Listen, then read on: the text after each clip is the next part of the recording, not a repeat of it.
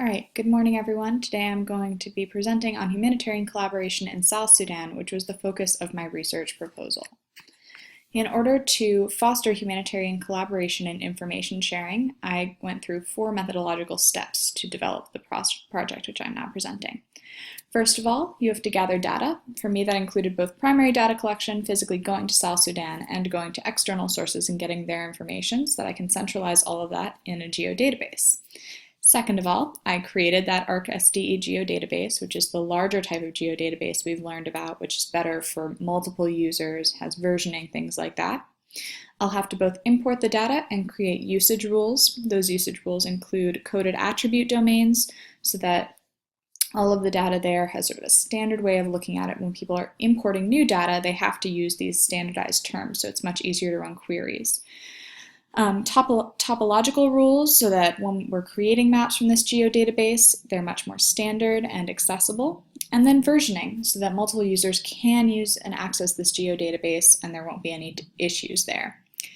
Then I will take all of the layers that I've gathered and create a number of base maps and perform some base analyses so that the users of this geodatabase have sort of a standard operating picture to work from. First, I'll create a physical map, just so that everybody on the ground knows what the situation is in the region, since it has been so volatile and there have been border disputes. Then I'll create a population distribution map using dot distribution, which will show where all of these different people are living and hopefully highlight if aid is actually going to the regions where people live.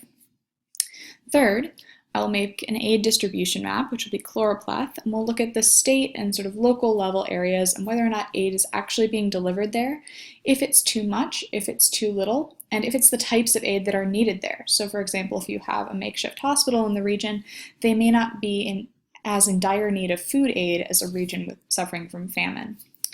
Finally, I will perform point pattern analysis, which will allow me to look at the aid distributions and see if they're clustered anywhere, see if they need to be more spread out, and then when compared to the other maps, if that's the best place for those aid locations to be. Finally, I'll work on distributing my data in terms of both base maps and analysis, and then bringing users into the geodatabase. The goal of this is essentially to increase data sharing among NGOs, to enhance collaboration opportunities, and demonstrate areas lacking aid coverage, and then highlight areas of crisis to promote aid delivery, which has been a major challenge in the region because there are so many different groups operating there and the situation changes so quickly. Hopefully, this will improve coordination, make aid distribution more efficient and effective, centralize and standardize information available, and improve information sharing and collaboration capabilities in the future.